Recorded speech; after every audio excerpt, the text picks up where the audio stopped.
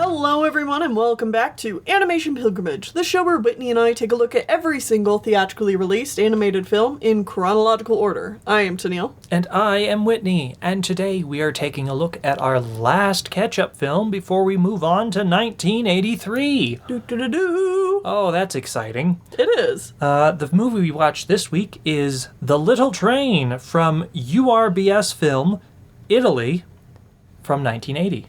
That would make the original title of this film Trenino El Pineta Favola. You know, we get a lot of comments sometimes where people are like, you should practice saying the things before you start recording. The funny thing is, I do. As soon as we start recording, I just lose it again. And I want to say thank you to OK Scale for finding this movie for us. Thank you, OK Scale. Not Michael Ray this time. No, but OK Scale has found us several films in the past. Yes, indeed. Yeah. Mm-hmm. So thank you very much. This is actually a really interesting find. Because this film is partial lost media. Cool. It was unbearable to watch. Yes. So the version of this film that we had to watch was the English dub, which was dubbed in 1985. And oh my god, this dub is terrible. It was so bad. It doesn't seem that bad when you first get started, but the longer it goes on, the worse it gets. And a lot of that is due to the fact that the movie will not take a pause in sound. It's, once again, another one of these poor dubs where they feel like the English dubbers feel like they need to have sound and talking going at every single moment of screen time. And it's unbearable. It makes the dialogue almost incomprehensible because there is no pause in how people talk. There's no breaths of air taken. It's like you go from one thought to another thought to another thought, and there is no pause in between any of those. And it just becomes a real earache to listen to. But other than that, I actually thought this movie was perfectly fine. The animation was good enough. The character designs, I thought, were pretty charming and unique for their time period that this came out in. And, like, the backgrounds were nice. Like, the layout and the composition of everything. Like, the rest of the movie is perfectly fine. Competent. Yeah. Yeah, I still think the subject matter is not super interesting. Yes, the structure of the story being told is loose at best. Yeah. So, how about we go ahead and get into a structured story synopsis. Go ahead. This movie is actually just a bunch of small stories all strung together. Oh, yeah. Terrible start. The framing device is that we have a cartoonist, I guess? Yeah, we have a cartoonist who needs to come up with an original story for his boss. To tell to children. So his very first idea is the first story we hear, and it is The Tin Soldier. It is not an original story at all. It is a story that has existed for quite a while. No, it's been retold countless times, yeah. A real classic. And I mean, like, this kind of comes up in other segments of the movie, too, where they talk about, like, other fairy tales that they could do, and they're like, nah. I mean, that's pretty much all of this movie is just rehashing known stories or fairy tales or things like that. I mean, I think that the stories themselves are told fairly adequately. It's not a case of like the Magic Adventure we watched just a few weeks ago. Okay, yeah, that was really bad. Yeah, where the stories they were retelling were just like, I guess that's the story. You know, at least when they tell the Tin Soldier, it's a decent short of the Tin Soldier. Mm-hmm. It's just all the connecting pieces of this. It's just kind of like, oh, you're right. This is just kind of slapdash together. Yeah. So anyways, in case you don't know the story of the Tin Soldier, a kid gets a bunch of tin little soldier men, and one of them is missing a leg. And that's our main character. And he immediately falls in love with another toy, which is a ballerina. And then he gets thrown out the window, falls into a well, or like into a water system, gets swallowed by a fish. Eventually, the mom happens to get that fish, cuts it open, and is like, well, how'd this get here? Gives it back to the kid. And then he gets thrown into the fire by evil other toy.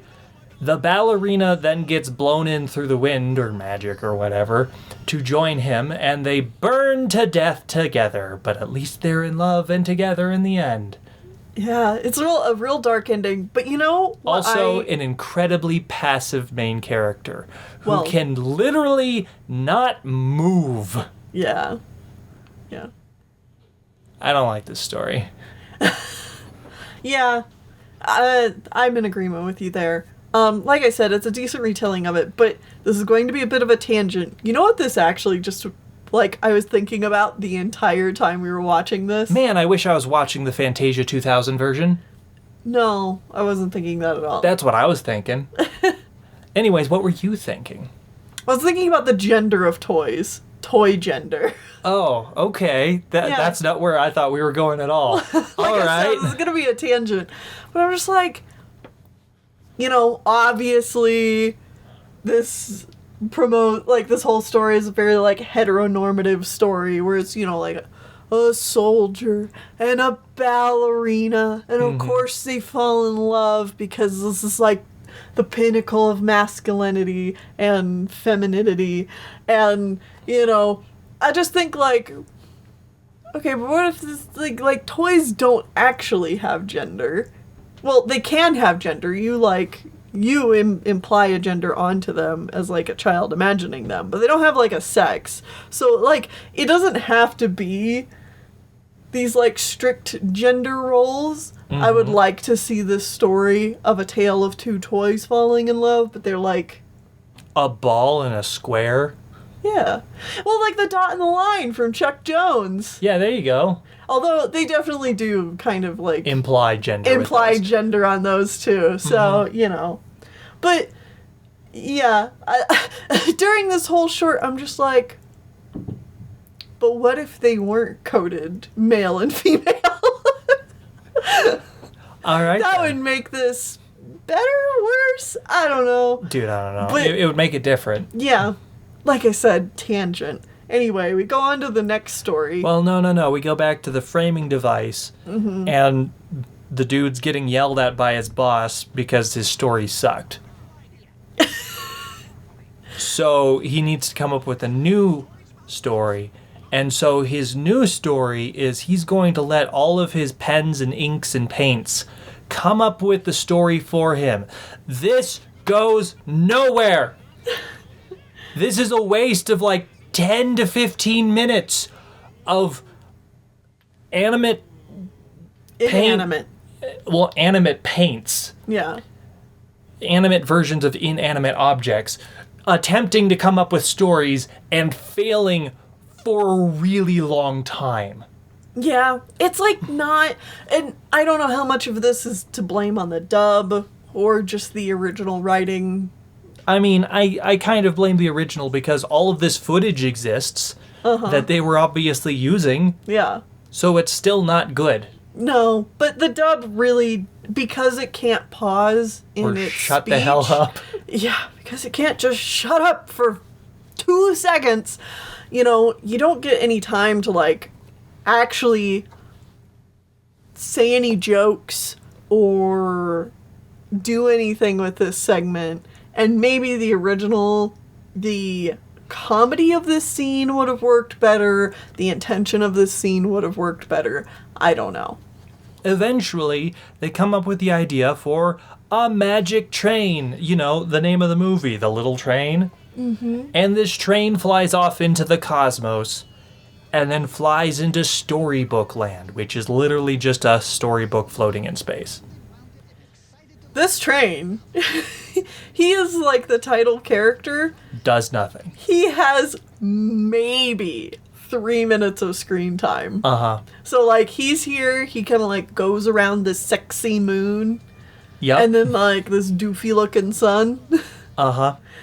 And then he flies into Storybook Land. And then, after that, he only shows up in, like, these cutaways where he just, like, laughs. Because he's reacting to something that happened.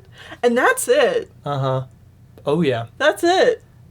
So we go into Storybook Land, and now we get the story of Leon the lion cub, who is adopted by a family of rabbits, and he beats the crap out of a wolf trying to eat them. Mm-hmm. I hope you like these rabbits, because this is where we're spending the rest of the movie. We were, like... We are, I would say... 25 minutes in? Or something like that? 25 to 40 minutes in to this hour-and-a-half film. Right. The rest of the movie is spent with this rabbit family. Everything else that happened doesn't matter. To be fair, I do like the character designs of the rabbits. All right. They have a really cute design for the noses in particular. Mm-hmm. So I did really like that. Like, if I wish the whole movie was just this and none of the extra earlier stuff. Right. Because it's really a bad beginning to the movie. I mean, this is still not great. Mm-hmm. But at least it's consistent in theme. Yeah. No, I agree with you there. It's just stories about these rabbits now. Uh-huh. Speaking of which, the next story we get is a rendition of Little Red Riding Hood. But with rabbits. Uh-huh. And the big bad wolf is back again. And then we get a story about fire safety. With rabbits. And the big bad wolf is trying to start a fire. And there's a squirrel here, too. I forgot about that one. Mm-hmm. And then we have the Three Little Pigs. But with rabbits. And the big bad wolf is still here. Uh-huh. And then the movie just decides it's done. Yeah. And they tell the train to get the heck out and go back because they need the stories. So he flies back to the ink and paints. And then the ink and paints dissolve into the animator, and he's like, well, that'll be a real story. The end. Yeah, it's a real, like, okay, we're wrapping this up now kind of ending. Uh-huh. The dub was so bad. Yeah. The dub really ruined this. The one joy we did get is that after a while, we're like, okay, this is unlistenable, too. So we sped it up to like 1.75 speed. Uh-huh. Which just kind of made the dub worse. I mean, I wouldn't say it made it worse. It certainly didn't make it better, though. Yeah. But it did give everybody like chipmunk voice. They were like 2 steps away from becoming Animal Crossing. Like, yeah. Yeah. Yeah. So that was kind of amusing. So do you want to tell us some of the behind the scenes on this movie?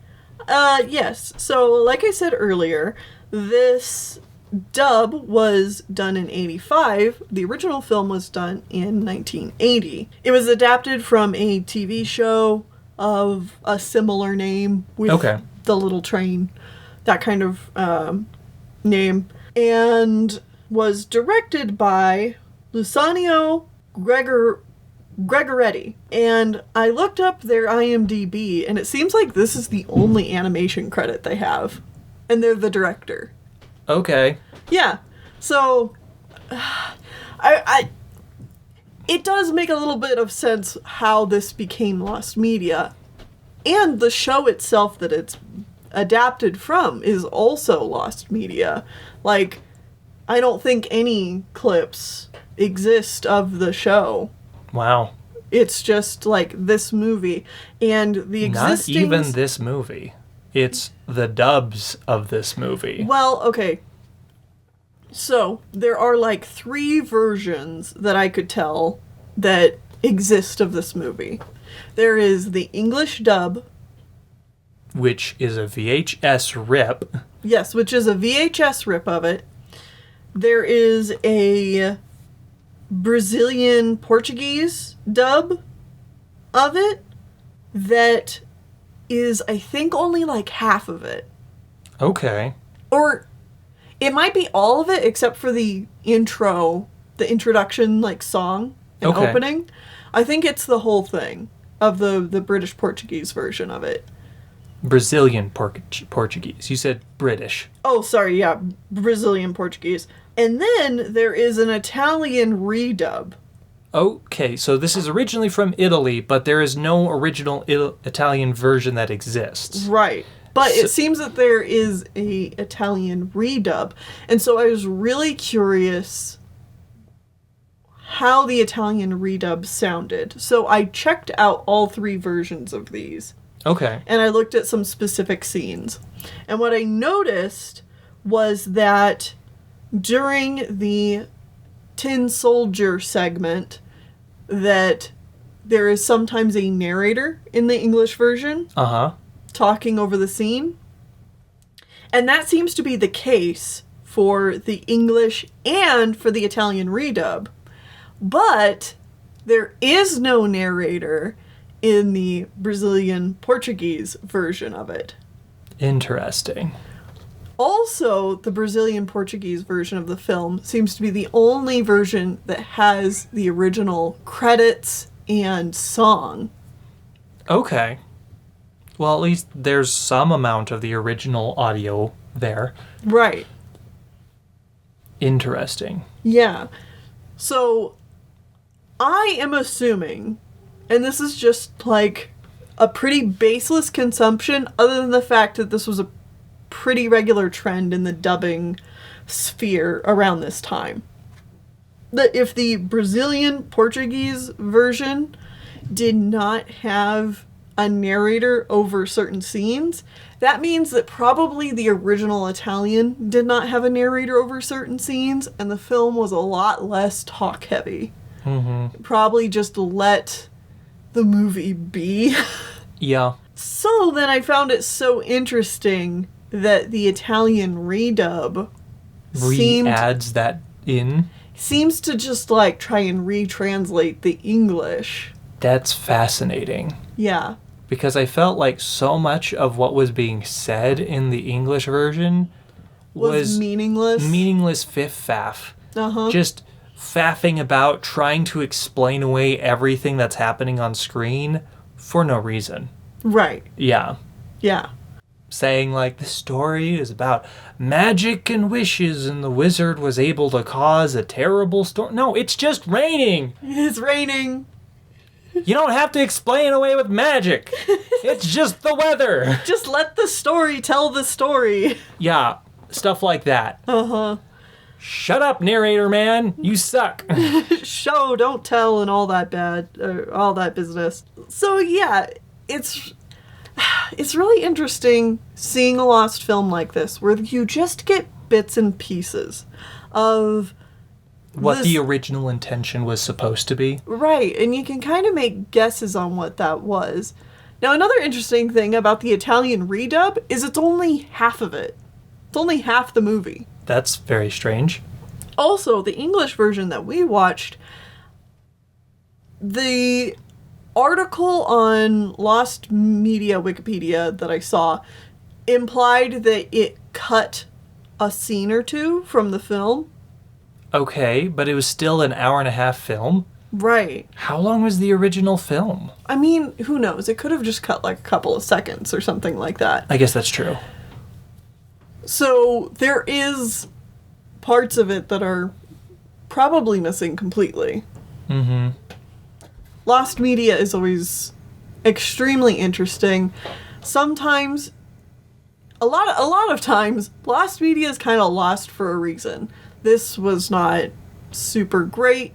Even the parts of it that I thought were good were just okay. Yeah.